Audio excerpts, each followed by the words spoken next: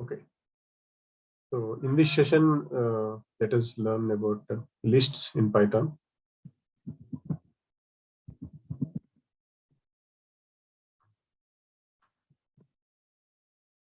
So lists are used to store multiple items in a single variable.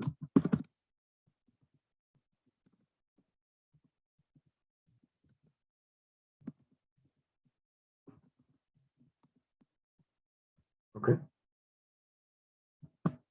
And lists are created using square brackets.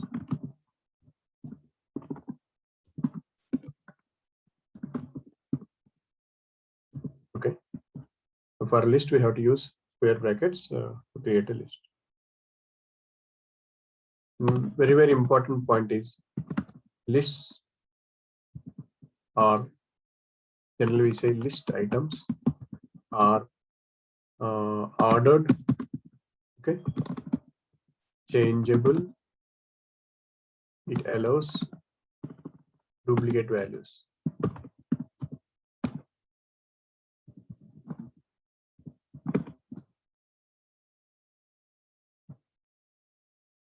And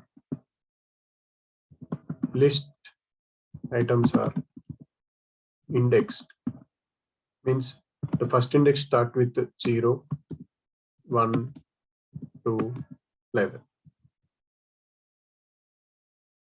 Okay, let us see one by one all the features. But to create a simple list, okay, we know we have already discussed on the how to create variables. Let's say my list equals to, so we have to use the square brackets. I want to create a number list. Let's say 1, the strings 2, 3,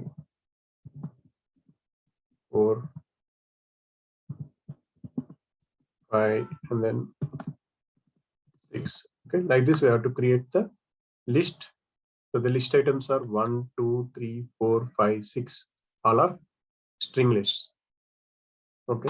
So in this, the list generally starts with the index 0. So the 1 will be 0 index, 2 will be 1 index, 3 will be 2 index, like that.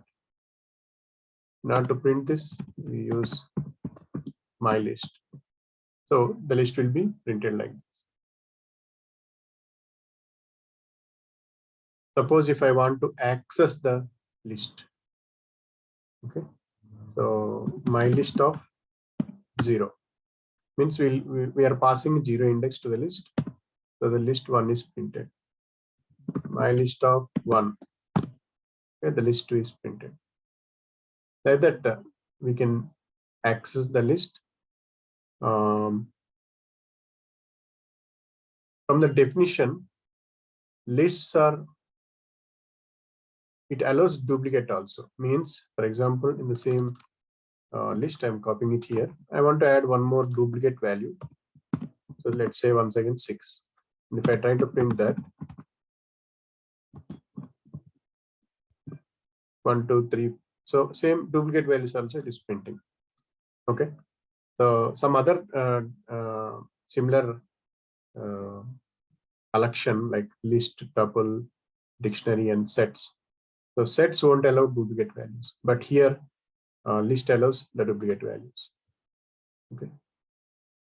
Because why? Because lists are indexed. Lists can have items with the same value also. Okay. So if we want to find the length of the list, we have already defined my list. And if you want to find the length of the list, we have a length function. So using this length function, we can find the length of the list. Okay. So length of that my list, it will say 7. The total 7 items are there in this list. And one more important thing is like we can declare list of any data type. Okay. So list, let's say list 1. List 1 is equals to, we have already defined the string list. Okay. Now let us give numbers. So 1, 2, 3, 4, 5, 6 like that. Okay, if you print this, you get the number list. I mean numerical list, and we can have list of boolean type also. Like, let's say true, false, false, like that. Okay, we can print the same thing. Print of my list 2. So we'll get a boolean list. And one more important point is like a list can contain different data types as well. So the list can be like list 3 equals to I can have some string, okay, and normal integer, and a float number, okay, the boolean number, like that. Okay, so I can have multiple data types in a single list also. So if you print this, you'll get a multiple list like that. So if you want to find the type of the list, okay, so my list, so it is of type list, okay, subtype list. So you can actually print type of my list. You'll get a type of class. List is a type of class type of list. Okay, because lists are defined as objects with a data type list. And let us see now how to access lists. We have already seen with indexes how to access lists here. You see here, so list of my list of 0, my list of 1 like that. So even you can access list items have negative indexes also. So negative indexing means starting from end to start. Okay, list can have negative indexing also.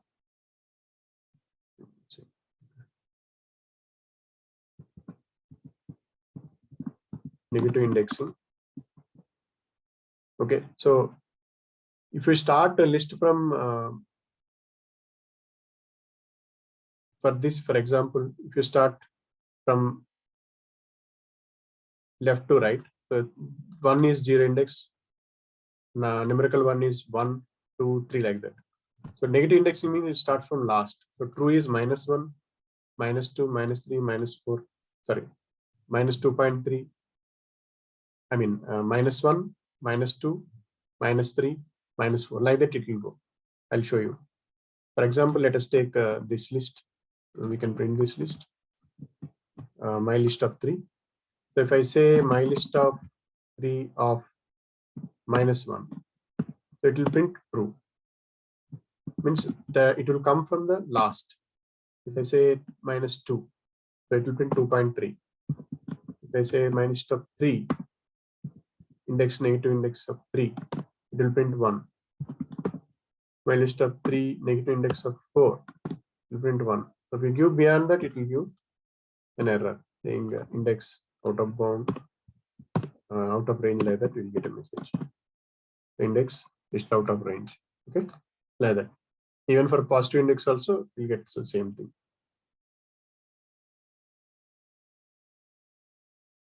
And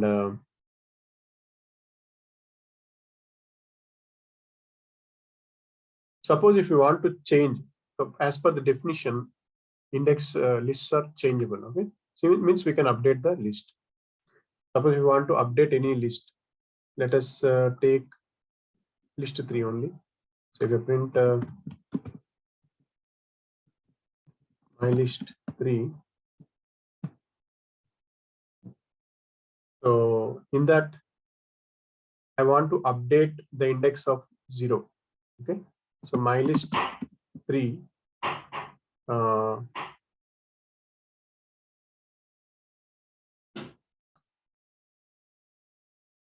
my list 3, I want to update the index 0.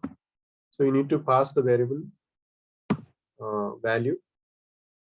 So in place of 1, I want to just say 2. Okay, press enter and then print the list So you'll see the latest list with the updated value. Okay, 1 is replaced with 2. Like this, you can update the change the item values of a list. Suppose if you want to insert some item in the list at some particular index, then you have to use insert method. Okay, so I'm taking the same list, my list 3 dot insert of, I want to insert at second position value. Let's say I'll say one fruit. Okay, apple, and then print of my list 3. So you'll get that apple is inserted at the index 2. So 0, 1, 2. So the same place it is inserted, and the rest of the things will be moved just one index.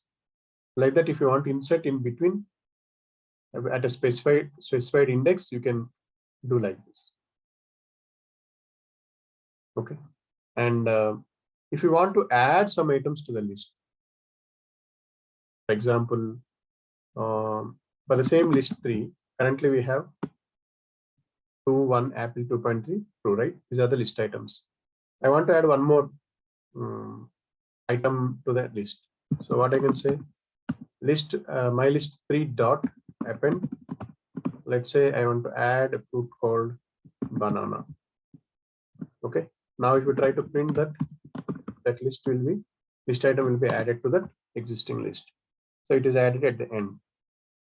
Okay, so to append, this is called append. So if you want to add an item to the end of the list, we have to use the append method. And okay, for example,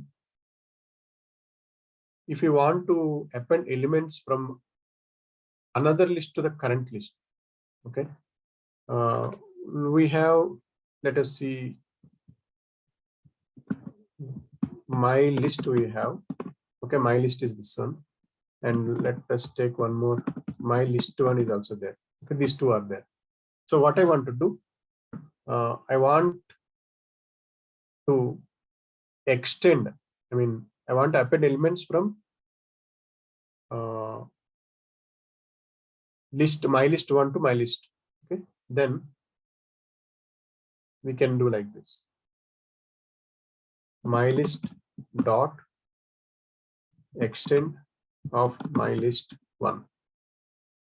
Okay, now if you see this, the update of my list, it will be like this. It is added, the list, my list 1 is added to the my list. Okay, in this way we can add the elements to the end of the list of another list. Now suppose if you want to remove any item from the list, we can remove that. For that we have to use the remove method. Okay, and we have to specify the item which we want to remove. For example, if I want to remove 3, okay, so my list dot remove of 3, and if we print this, the 3 is removed.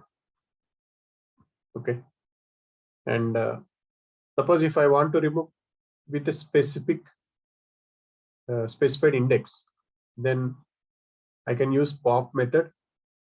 So my list dot pop of, let's say 0, 1, 2, 3, 4, let's say 4 index. Okay, means this one it is removed, and to print that 1, 2, 4, 5, 6, that first 6 has been removed. Like that it will remove. If you do not specify the index, the pop method removes the last item. For example, my list dot, we say pop without index, so it will move the last item, where the last item is 6 here. And if you print the updated item, updated list, so it will be 5, means 6 will be removed. Okay, Like that, we can remove the item with pop. And if you want to delete some specific at a specified index, okay. So what you can say, delete my list. Let's say I want to remove 1. Okay, at index 1 means it will remove the 2 item list item value 2. And if you print that,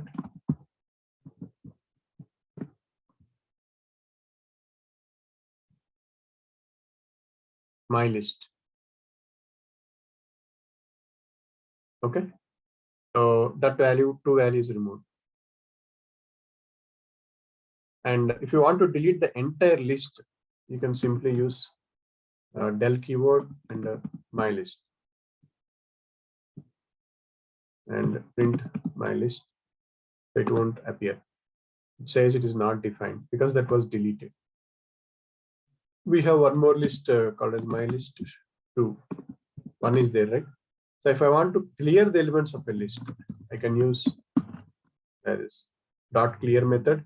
So it empties the list, but the list remains. I mean, the list still remains, but it has no content. Okay, if you say my list 1, it is an empty list, but list name will be there, but no content. Like that. Okay. For example, if I want to loop a list, so let us take this one once again. I'll define because we have already deleted.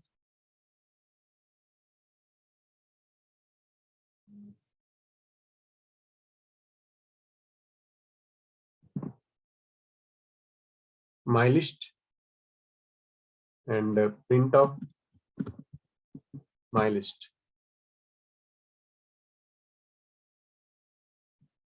Okay, now the list will be there. Now what I want to do, I want to loop through a list. So we can loop through the list items by using for loop. For example, for x in my list colon print of x. Like that, we can loop it.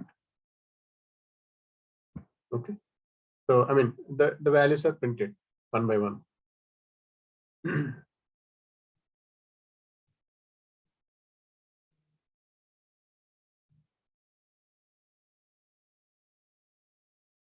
Okay, so in this way we can print the lists also when using for loop. Suppose if I want to sort the list, we can do simply just say my list dot sort. Okay, and try to print that the list will be sorted in the ascending order. Okay. Earlier it was a different order. Now in the ascending order it will sort. And if you want to sort the list in a descending order, just pass a keyword argument reverse equals to true. Okay, and then try to print that it will be reversed. Okay, it will be like 2, 3 in the descending order.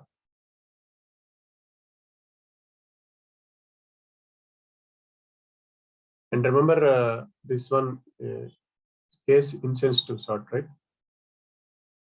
So it will take care of those also. Suppose if you want to print in a reverse order, okay, reverse order means reverse order is different from reverse sort. Reverse order means it will just reverse the numbers, the flow order. For example, I'll take one more example here. Let us take this one once again.